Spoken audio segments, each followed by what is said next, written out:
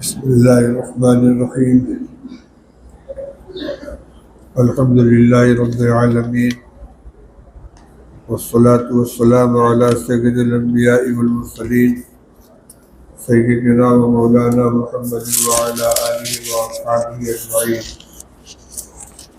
اما بعد فاعوذ باللہ من الشیطان الرجیم بسم اللہ الرحمن الرحیم الحج اشہر معلومات فمن فرض فيهن الحج فلا رفث ولا فسوق ولا جدال في الحج وما تفعلوا من خير يعلمه الله وتزودوا فإن خير الزاد التقوى واتقون يا أولي الألباب صدق الله العلي العظيم. بزرگان محترم عزیز اور بھائی، ماہ مبارک رخصت ہو گیا اور شوال کا مہینہ شروع ہو گیا. شوال کے مہینے کی کچھ خصوصیات ہیں جو آیت کریمہ میں نے آپ کے سامنے پڑھی ہے. اس میں اس مہینے کی ایک بہت اہم خصوصیت بیان کی گئی ہے. اللہ تعالیٰ فرماتے الحج اشہر معلومات، حج کچھ جانے پہچانے مہینوں کا نام ہے، یعنی چند مہینوں کے اندر اور ان کے مخصوص تاریخوں میں حج ادا کیا جاتا ہے. فمن فرض فیہن الحج فلا رفث ولا فسوق ولا جدال فی الحج، لہذا ان مہینوں میں جو شخص اپنے اوپر حج کو لازم کرے اس کو چاہیے کہ نہ تو کوئی شہوت کی بات کرے، نہ گناہ کا کوئی کام کرے، اور نہ لڑائی جھگڑا کرے. یہ آیتیں اور ان کی تفسیر آپ فجر کے بعد فضائل اعمال کی تعلیم کے اندر سن چکے ہوں گے، کیونکہ رمضان مبارک کے بعد مساجد کے اندر فضائل حج کی تعلیم ہوتی ہے اور اس کے شروع میں ان آیات کی مختصر تفسیر موجود ہے. حج کی ادائیگی تو چند مخصوص دنوں میں ہوتی ہے. 8 ذی الحجہ کو منا کے لیے روانگی ہوتی ہے. 9 ذی الحجہ کو عرفات کے میدان میں حجاج قیام کرتے ہیں، رات مزدلفہ میں گزار کر پھر 10، 11، 12 اور اگر ٹھہر گئے تو 13 ان تاریخوں میں دوبارہ منا میں قیام ہوتا ہے. انہی دنوں میں طواف زیارت بھی ہے، جمرات کو کنکری مارنا ہے، قربانی کرنا ہے، حجامت بنوانا ہے، طواف زیارت، سارے کے سارے اعمال انہی ایام میں ہیں. پھر اس پورے مہینے کو حج کا مہینہ قرار دینے کا کیا مطلب ہے؟ 2 چیزیں ہیں. ایک تو یہ کہ حج کا احرام شوال کے پہلے نہیں باندھنا چاہیے. آج تو ہوائی جہاز کا سفر ہوتا ہے، صبح کو اپنے وطن پہ ہے اور شام کو حرم میں پہنچ گئے. پہلے جب پانی کے جہاز سے اور بادبانی کشتی سے اور اونٹوں کے ذریعے لمبے لمبے سفر کیے جاتے تھے تو مہینوں کا سفر کر کے حاجی حرم کے اندر پہنچتا تھا. اس کے لیے یہ ہدایت ہے کہ حج کا احرام شوال سے پہلے نہ باندھا جائے. امام شافعی رحمۃ اللہ علیہ کے نزدیک تو شوال سے پہلے حج کا احرام باندھنا جائز ہی نہیں ہے. امام ابو حنیفہ رحمۃ اللہ علیہ فرماتے ہیں جائز ہے لیکن مکروہ ہے. ایک تو اس اعتبار سے اس کو حج کا مہینہ قرار دیا گیا کہ حج کا احرام شوال کا مہینہ شروع ہونے کے بعد شوال میں یا ذوالقعدہ میں یا ذی الحجہ میں باندھا جائے. دوسرا ایک مسئلہ ہے تمتع اور قران کا. حج کی 3 قسمیں ہیں. ایک حج افراد ہے جس میں حاجی اپنے میقات سے صرف حج کا احرام باندھ کے جاتا ہے اور جب ارکان تمام حج کے ادا کر لے تب احرام سے نکلتا ہے. اور ایک سفر تمتع کا جس میں حاجی اپنے وطن سے اپنے میقات سے عمرہ کا احرام باندھ کر جاتا ہے اور وہاں جا کر عمرہ کے ارکان ادا کر کے حلال ہو جاتا ہے. پھر 8 ذی الحجہ کو دوبارہ حج کا احرام باندھا جاتا ہے. اس کو تمتع کہتے ہیں. اور اسی سے ملتا جلتا ایک عمل قران کا ہے جو اس سے کچھ زیادہ محنت کا اور اہم ہے کہ میقات ہی سے دونوں احرام ایک ساتھ باندھ لیا جائے. عمرہ کا اور حج کا دونوں احرام ایک ساتھ باندھ لے حاجی، لبیک دونوں کا پڑھ لے اور مکہ مکرمہ پہنچ کر عمرہ کے ارکان ادا کر کے اسی احرام پر باقی رہے اور پھر حج کے ایام میں حج کے ارکان ادا کر کے دو بار ایک ساتھ دونوں احرام سے وہ نکلے گا۔ حاجی کے تمتع اور قران کی صحت کے لیے یہ ضروری ہے کہ اس نے عمرہ اشہر حج کے اندر کیا۔ اگر کوئی رمضان کے مہینے میں مکہ مکرمہ گیا اور عمرہ ادا کر کے وہیں ٹھہرا رہا اور پھر حج کے زمانے میں حج کر کے لوٹا تو وہ تمتع نہیں کہلائے گا۔ ایک حج اور ایک عمرہ تو ہو جائے گا لیکن تمتع نہیں کہلائے گا، تمتع کی خاص فضیلت حاصل نہیں ہوگی، نہ تمتع کی وجہ سے جو دم واجب ہوتا ہے وہ اس کے اوپر عائد ہوگا۔ اس معنی میں اس کو اشہر حج کہا گیا ہے کہ تمتع اور قران والے کا عمرہ اس مہینے کے اندر ہونا چاہیے، اس سے پہلے نہیں ہونا چاہیے۔ اور یہ مہینہ اور حج کے پہلے کا جو مہینہ ہے یعنی اشہر حج سے پہلے کا رمضان مبارک کا مہینہ، علماء نے لکھا ہے کہ یہ حج کی تیاری کا مہینہ ہے۔ حج میں کیا ہے؟ ایک بندہ اپنے پروردگار کے گھر حاضری دیتا ہے اپنے تمام تر حاجتوں کو لے کر، اپنی بندگی کا اظہار کرنے کے لیے۔ تو اس بڑے گھر میں حاضری سے پہلے اس کو کچھ تیاری کرنی چاہیے۔ ان تیاریوں میں ایک یہ بھی ہے کہ اپنے نفس کو پاک صاف کر لے، گناہوں کی آلودگی سے اپنے کو پاک کر لے۔ اللہ تعالیٰ نے اس کے لیے یہ مہینہ عطا فرمایا، رمضان کا مہینہ۔ ایک مہینہ روزہ رکھو اور اپنے خواہشات پر پورا کنٹرول رکھو، کھانے پینے اور شہوت رانی سے اپنے آپ کو بچا کر رکھو۔ اب غور کیجئے کہ یہاں ایک مہینے تک جس چیز سے روکا گیا ہے، حج کا احرام باندھ لینے کے بعد فلا رفثا، اپنی بیوی سے شہوت کی بات کرنا بھی منع ہے۔ اس کی مشق پہلے کرا دی گئی ہے کہ اس کے اوپر، نفس کے اوپر اس کو کنٹرول ہو جائے۔ تو رمضان کا مہینہ یہ مقدمہ ہے، ٹھیک ہے، رمضان کا روزہ ایک مستقل فریضہ ہے۔ اسلام میں 4 فرائض ہیں، نماز، روزہ، حج اور زکوٰۃ، لیکن رمضان کے روزے فی نفسہ ہی ایک فریضہ ہونے کے ساتھ ساتھ سفر حج کا ایک مقدمہ بھی ہے، اس کی تیاری کا ایک موقع ہے کہ اس مہینے میں آدمی، رمضان کے مہینے میں، اپنے نفس کا تزکیہ کر لے، گناہوں سے اپنے کو پاک کر لے، شب گزاری میں، تہجد میں، تراویح میں، دعاؤں میں اور روزے کے ذریعے اپنے آپ کو پاک صاف کر لے۔ اس کے بعد لبیک پڑھتا ہوا اللہ کے گھر میں حاضر ہو۔ یہ دونوں میں ربط ہے، اسی لیے رمضان ختم ہوا اور حج کا مہینہ شروع ہو گیا۔ رمضان کی آخری تاریخ جہاں ختم ہوئی اور شوال کا چاند نظر آیا تو رمضان کے مہینے کے اختتام کے ساتھ ہی ساتھ اشہر حج کا آغاز ہو جاتا ہے۔ اس لیے اب یہ وقت جو ملا ہے یہ حاجی کو حج کی تیاری کا ملا ہے، بہت معمولی نہیں، بہت اہم فریضہ ہے۔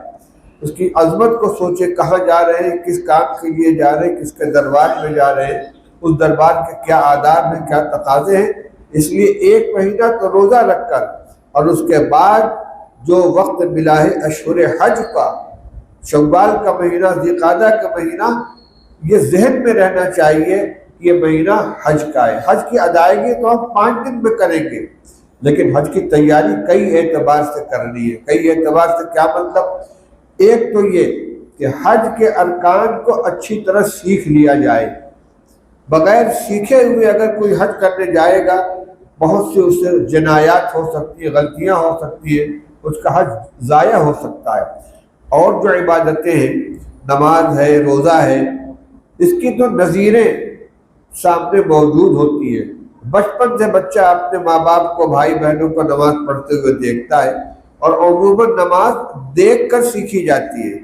اور خود رسول اللہ صلی اللہ علیہ وسلم نے ارشاد فرمایا تھا، صلو کما رأیتمونی اصلی، جیسے مجھ کو نماز پڑھتے ہوئے دیکھو ویسے تم نماز ادا کرو۔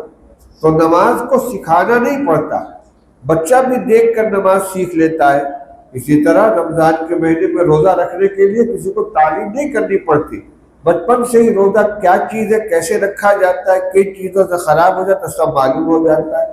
لیکن حج ایک ایسا فریضہ ہے کہ اس کی ساری چیزیں نظروں سے اوجھل ہیں۔ حج جہاں ادا کیا جائے گا وہ مخصوص مقامات ہیں، حرم شریف ہے، منی ہے، مزدلفہ ہے، عرفات کا میدان ہے، جمرات ہیں، میقات ہے، کوئی چیز یہاں نہیں ہے، سارے کے سارے مقامات ہمارے نظروں سے اوجھل ہیں۔ اسی طرح جتنے اعمال ادا کیے جاتے حج کے اندر، احرام کے کپڑے پہننا، لبیک پڑھنا، طواف کرنا، سعی کرنا صفا و مروہ کے درمیان، جمرات پہ کنکری مارنا، یہ سارے اعمال ان مخصوص ایام میں اور ان مخصوص مقامات پر ہی عبادت ہے۔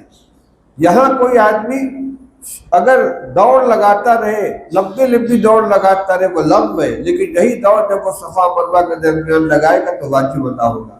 یہاں کسی اور مکان کا طواف کرے گا تو اس کو مجرم قرار دیا جائے گا۔ طواف اور خانہ کعبہ کا طواف کر رہا ہے تو اس کی عبادت ہے، وہاں حجر اسود کا بوسہ دیتا ہے تو سعادت ہے، یہاں کسی پتھر کو چومے گا تو اس کو منع کیا جائے گا۔ بات یہ ہے کہ جتنے اعمال ہیں حج کے، وہ سارے کے سارے وہی ادا کیے جاتے ہیں اور وہی ان کی حیثیت عبادت کی ہے، وہاں سے پہلے یہاں وہ عبادت نہیں ہے، اور جن مقامات پہ ان کو ادا کرنا ہے وہی وہ عبادت ہے۔ صفا مروہ کے صحیح صفا مروہ کے درمیانی عبادت ہے، حتیٰ کہ مسجد حرام کے اندر خانہ کعبہ کے ارد گرد اگر کوئی دوڑ لگائے گا اور صفا مروہ کے درمیان صحیح نہیں کرے گا تو وہ صحیح نہیں ہوگی۔ کیوں؟ اس لیے کہ وہ مخصوص جگہ کی عبادت ہے، مخصوص جگہ کا عمل ہے۔ تو چونکہ حج کے جتنے اعمال ہیں وہ سب اس کی کوئی نظیر، کوئی نمونہ ہمارے سامنے نہیں رہتا، ایک مخصوص مقام پہ جا کے ادا کرنا مخصوص اعمال ہے، اس لیے اچھی طرح ان کو سیکھ لینا ضروری ہے۔ سیکھ کر جائے آدمی، اور سیکھ کر بھی دو طرح سے، ایک تو کتابوں کے اندر اس کو اچھی طرح پڑھ لے، دوسرے جہاں حج کی تربیت کی جاتی ہے، اور الحمدللہ اب ہر جگہ جہاں بھی دینی خدمت کرنے والے حضرات موجود ہیں، تربیت کے لیے بیٹھتے ہیں، مسائل بھی بیان کرتے ہیں، طریقہ بھی بیان کرتے ہیں، اور عملی طور سے کر کے دکھلاتے ہیں، نمونہ دکھلاتے ہیں۔ استلام کیسے کیا جائے گا، اجتماع کیسے کیا جائے گا، رمل کیسے کیا جائے گا، طواف کیسے کیا جائے گا، سعی کیسے ہوگی، ساری کی ساری چیزیں نمونے کے طور پر دکھلائی جاتی ہیں۔ تو سیکھنا ہے، اور یہ سیکھنا اس شوال شروع ہو جانے کے بعد سفر حج پر جانے سے پہلے یہ پورا موقع ہمارا حج کے سیکھنے کا ہے اچھی طرح سے۔ ایک تو یہ تیاری ہے، دوسری تیاری یہ ہے کہ ہم جس مقام پہ جا رہے ہیں اللہ کے گھر میں حاضر ہونے کے لیے، تو حقوق اللہ اور حقوق العباد کے لائن کی جو چیزیں ہمارے ذمہ واجب ہیں ان سے اپنے آپ کو سبکدوش کر کے جائیں، کیونکہ یہ سفر آخرت کا ایک نمونہ ہے۔ فضائل حج میں حضرت شیخ الحدیث رحمۃ اللہ علیہ نے بہت تفصیل کے ساتھ اس مضمون کو لکھا ہے کہ سفر حج دو چیزوں کا نمونہ ہے۔ ایک تو یہ کہ عاشقانہ حج ہے، جیسے ایک دیوانہ اپنے محبوب کے گھر کا چکر لگاتا ہے، دوڑتا ہے اور سر پہ خاک ڈالتا ہے، یہ سفر بھی اپنے محبوب حقیقی کی عشق کا اظہار ہے۔ دوسرے یہ سفر آخرت کا ایک نمونہ ہے، جیسے کفن پہن کر آدمی قبر کے لیے جاتا ہے تو احرام کی دو چادریں پہن کر یہاں سے روانہ ہوا، اپنے اہل و عیال سے رخصت ہو کر، معلوم نہیں لوٹ کر آئے گا کہ نہیں لوٹ کر آئے گا۔ تو اس سفر کے اندر چونکہ لمبی مدت کے لیے جا رہا ہے، دور دراز جا رہا ہے، اس لیے اگر اپنے ذمے نمازیں کچھ چھوٹی ہوئی باقی ہے تو ان کی قضا کر لیں، روزے اگر کچھ چھوٹے ہوئے تو ان کی قضا کر لیں، اسی طرح زکوٰۃ ادا نہیں کیے تو اس کا انتظام کر کے جائے۔ ضروری نہیں ہے کہ زکوٰۃ ساری کی ساری فوراً ادا کر دی جائے، اس کا حساب کر کے کسی کو ذمہ داری دے کر جائے۔ ایسے ہی اور بھی اگر کسی کی کوئی امانت اپنے پاس رکھی ہوئی ہے، یا تو امانت ادا کر دے یا ایسے طریقے سے لکھ کر اس کا حساب محفوظ کر دے کہ کوئی بھی ذمہ دار اس کو دیکھ کر معلوم کر لے کہ یہ فلاں کی امانت ہے، اس کو پہنچانا ہے۔ ایک حدیث ہے جو آپ کے سامنے درس حدیث کے دوران بلوڑی میں بیان بھی کی گئی تھی، وصیت سے متعلق رسول اللہ صلی اللہ علیہ وسلم نے ارشاد فرمایا کہ جس آدمی کے ذمے کوئی ایسی چیز ہو کہ جس کی وصیت کرنے کی ضرورت ہے، اس کے لیے جائز نہیں ہے کہ 2 راتیں گزر جائیں اور اس کی وصیت لکھی بھی نہ رکھی ہو۔ یہ وصیت کس چیز کی ہے؟ یہی نماز چھوٹی ہوئی ہے، اس کا فدیہ ادا کرنا ہے، روزہ چھوٹا ہوا ہے، اس کا فدیہ ادا کرنا ہے، کسی کی امانت اس کو ادا کرنا ہے، کسی سے قرض لے رکھا اس کو ادا کرنا ہے، کسی کے ساتھ کوئی زیادتی ہو گئی اس سے معاملات صاف کرنے ہیں، یہ تمام کے تمام جو خود کرنے کا کام ہے کر کے جائے، معاملات کی صفائی تو خود کرنی ہے، لیکن مال کی ادائیگی اگر نہیں کر سکتا تو کم سے کم کسی کو ذمہ دار بنا کر جائے۔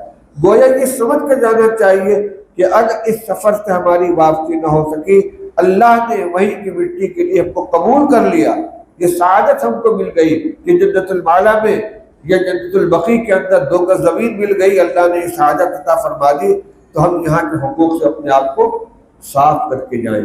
یہ جو وقت ملا ہے ہم کو شوال اور ذی الحجہ، شوال اور ذی القعدہ کے 2 مہینے اور ذی الحجہ کا 10 دن، اس کو یا شہر حج قرار دیا گیا ہے، حج کے لیے اس کو استعمال کرنا ہے، حج کی تیاری کے لیے استعمال کرنا ہے، سیکھنے میں بھی، حقوق کی ادائیگی میں بھی، اور توبہ و استغفار کے اندر بھی۔ اسی طریقے سے ایسا نہیں ہے کہ جاتے جاتے بالکل آخری وقت تک کاروبار میں لگے ہوئے حساب کتاب کر رہے ہیں اور یہ سمایا اٹھ کر چلے گئے، نہیں، اپنے ذہن کو فارغ کریں، ذہن کو اس کی طرف متوجہ کریں، یہاں کی ذمہ داریوں سے آہستہ آہستہ اپنے کو فارغ کریں، اپنی غیر موجودگی میں جن لوگوں کو کاروبار حوالے کرنا ہے پہلے سے ان کے ذمے کر دیں، ان کو ہم کے حوالے کر دیں اور اپنے ذہن کو فارغ کریں۔ عبادت سے پہلے عبادت کا مزاج بنایا جاتا ہے۔ مسجد میں ہم آتے ہیں، 4 رکعت سنت مؤکدہ ادا کرنی ہے، 2 رکعت سنت مؤکدہ کرنی ہے، نہیں ہے تحیۃ المسجد پڑھنی ہے، کس لیے؟ فرض کی ادائیگی کے لیے آئے ہیں، لیکن فرض کی ادائیگی سے پہلے مزاج بنے کہ ہم نماز پڑھنے جا رہے ہیں، تو سنت مؤکدہ کی ادائیگی کے ذریعے، سنت غیر مؤکدہ یا نفل یا تحیۃ المسجد کی ادائیگی کے ذریعے سے نماز کا مزاج بنایا جاتا ہے، فرض کی ادائیگی کے لیے اپنے ذہن کو تیار کیا جاتا ہے۔ تو حج جیسے فریضے کی ادائیگی کے لیے ہمیں پہلے سے اپنے آپ کو تیار کرنا، مزاج بنانا ہے، ذہن کو اس طرف لے جانا ہے، یہاں کے تعلقات سے آہستہ آہستہ اپنے کو آزاد کر کے وہاں کی پوری تیاری کر کے جائیں۔ ایک بات تو یہ مجھے عرض کرنی تھی شوال کی مناسبت سے۔ دوسری ایک بات یہ ہے کہ اگرچہ اسلامی کیلنڈر کے اعتبار سے محرم کا مہینہ پہلا مہینہ کہلاتا ہے، لیکن دینی اعتبار سے، دینی اعمال کے اعتبار سے عملاً مسلمانوں کا مہینہ شروع ہوتا ہے شوال سے اور ختم ہوتا ہے رمضان کا۔ دیکھ لیجئے زکوٰۃ کا حساب کب کرتے ہیں؟ سال کے آخر میں، اور سال کا آخر کیا ہوتا ہے؟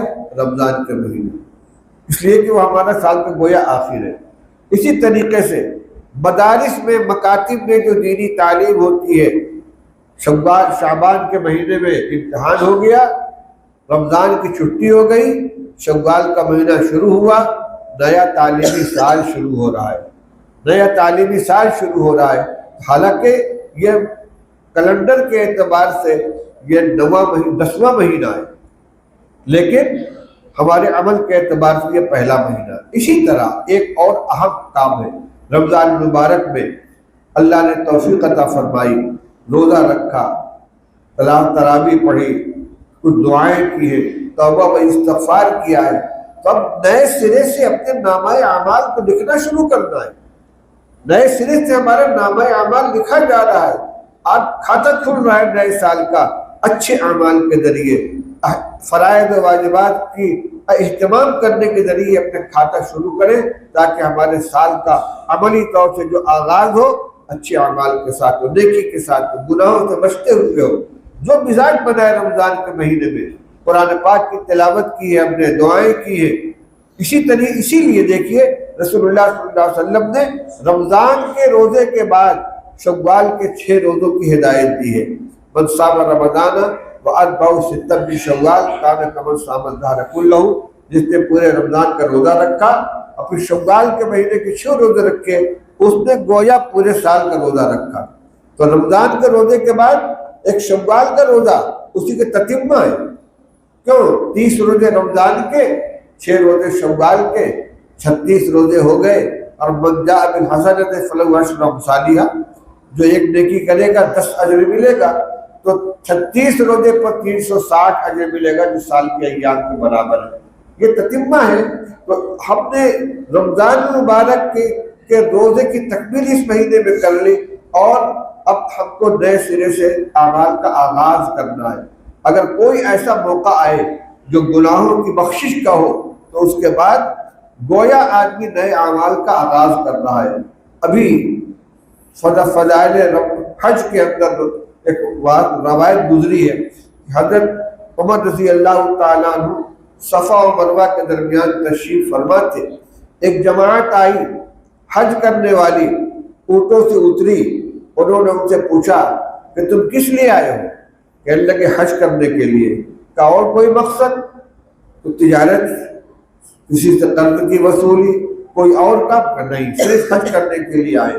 حضرت نے فرمایا جاؤ اثر نو عمل شروع کرو، جاؤ اثر نو عمل شروع کرو۔ اس کا مطلب کیا ہوا کہ جب اتنے اخلاص کے ساتھ آئے حج کرنے کے لیے تو تمہارے گناہ معاف ہو گئے، اب نئے سرے سے اعمال کا آغاز ہو رہا ہے۔ وہی میں کہہ رہا ہوں کہ رمضان کا مہینہ گزرا، ہر شخص کے دل میں کچھ نہ کچھ، ہر شخص اپنی صلاحیت اور اپنی استعداد کے مطابق کچھ نہ کچھ محنت کر لیتا ہے، اور اللہ کی رحمت سے امید رکھنی چاہیے کہ جو وعدہ فرمایا گیا ہے من صام رمضان ایمانا واحتسابا غفر له ما تقدم من ذنبہ، جس نے رمضان کا روزہ رکھا ایمان کے ساتھ اور ثواب کی امید سے، اس کے گزشتہ گناہ معاف ہو گئے۔ ومن قام رمضان ایمانا واحتسابا غفر له ما تقدم من ذنبہ، جس نے رمضان کے مہینے میں عبادت کی، رات کی عبادت کی، تراویح ادا کی، اس کے گزشتہ گناہ معاف ہو گئے۔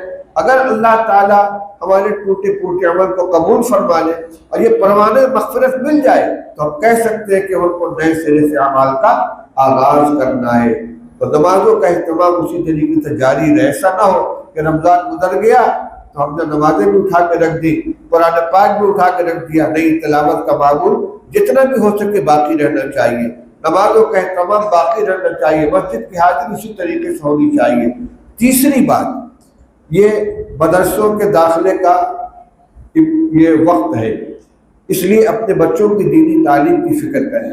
یا تو مدرسوں میں براہ راست داخل کریں، آپ حافظ بنائیں اپنے بچوں کو، قاری بنائیں، عالم بنائیں، اور اگر اتنا نہیں کر سکتے تو کم سے کم دینیات کی تعلیم دینے کے لیے داخل کریں۔ اور اگر بچوں کو آپ اسکول میں پڑھاتے ہیں تو مکتب کے اندر داخل کریں، منظم مکاتب میں ان کو داخل کریں تاکہ بچے قرآن پاک پڑھ سکیں اور کلمہ سیکھیں، نماز سیکھیں، اپنے مسلمان ہونے کے جانیں۔ اسی مناسبت سے ایک جو اعلانات ہے وہ آپ کے سامنے سناتا ہوں داخلے سے متعلق۔ لاؤ، انجمن محمود المدارس جامعہ اسلامیہ کی طرف سے یہ اعلان آیا ہے، جامعہ اسلامیہ مدن پورہ وارانسی میں داخلہ شروع ہو چکا ہے، لہذا خواہش مند حضرات اپنی پہلی فرصت میں دفتر میں صبح 9 بجے سے 12 بجے کے بیچ بچوں کو ساتھ لے کر تشریف لے آئیں۔ داخلہ کے لیے ضروری کاغذات: پیدائشی رسید، والدین اور بچوں کا آدھار کارڈ، بچے کا 2 عدد پاسپورٹ سائز فوٹو۔ اچھا، ہر بلڈنگ یعنی مدن پورہ، اشفاق نگر، مدنی مسجد، مسجد حمید، بلڈیہ، ہر جگہ کا داخلہ اسی بلڈنگ میں ہوگا، جہاں پڑھانا ہے بچے کو وہی ہوگا۔ اس لیے اشفاق نگر والے اشفاق نگر میں داخلہ کروائیں گے، وہاں موجود ہوں گے افراد۔ مدن پورہ والے مدن پورہ میں، مدنی مسجد اور مسجد حمید والے اس میں۔ شیوالے کا کہاں ہوتا ہے وہاں نہیں۔ یہ اعلان تو مدرسے کی طرف سے تھا، اب جمعیت علماء بنارس کی طرف سے 2 اعلان ہیں۔ اعلان برائے تیاری سیرت کانفرنس۔ آپ حضرات کو یہ جان کر خوشی ہوگی کہ جمعیت علماء بنارس کے زیر اہتمام منعقد ہونے والی 33ویں 2 روزہ عظیم الشان سیرت کانفرنس بتاریخ 9-10 اپریل بروز جمعرات جمعہ بعد نماز مغرب متصلاً بڑی عیدگاہ پرانا پل بنارس میں منعقد ہونے جا رہی ہے، 9-10 اپریل کو۔ آپ حضرات سے درخواست ہے کہ اجلاس کی کامیابی کے لیے دعا فرمائیں اور فراہمی سرمایہ کے لیے جو خدام آپ حضرات کی خدمت میں پہنچے ان کو پہلی فرصت میں فارغ کر دیں اور گرانی کے پیش نظر حوصلہ مندانہ تعاون فرمائیں۔ اجلاس کی تیاری کے پیش نظر دفتر جمعیت علماء بنارس اشفاق نگر انشاءاللہ 30 مارچ بروز سوموار سے روزانہ بعد نماز عشاء 9:30 بجے کھلے گا۔ آپ حضرات سے درخواست ہے کہ دفتر میں تشریف لائیں اور اپنا قیمتی تعاون پیش فرمائیں۔ دوسرا اعلان برائے حج و عمرہ تربیتی نشست، جس کا میں نے ابھی تذکرہ کیا تھا۔ سالہائے گزشتہ کی طرح اس سال بھی حج و عمرہ کی تربیتی نشست کا آغاز انشاءاللہ 31 مارچ بروز منگل سے مسجد بلال یعنی اسی مسجد میں ہو رہا ہے۔ پروگرام انشاءاللہ روزانہ بعد نماز عشاء متصلاً ہوگا۔ سفر حج پر جانے والے اور دیگر شائقین حضرات سے درخواست ہے کہ مذکورہ پروگرام سے مکمل استفادہ کے لیے عشاء کی نماز مسجد بلال ہی میں ادا کریں۔ مسجد بلال میں عشاء کی جماعت کا وقت 8:15 بجے ہے۔ ابھی میں نے عرض کیا تھا کہ پورے طور سے حج کو سیکھ کر جانا چاہیے۔ ایسی غلطیاں کرتے ہیں بغیر سیکھے جانے والے، ان کا حج ضائع ہو جاتا ہے۔ اللہ تعالیٰ توفیق عطا فرمائے۔ وآخر دعوانا الحمدللہ رب العالمین۔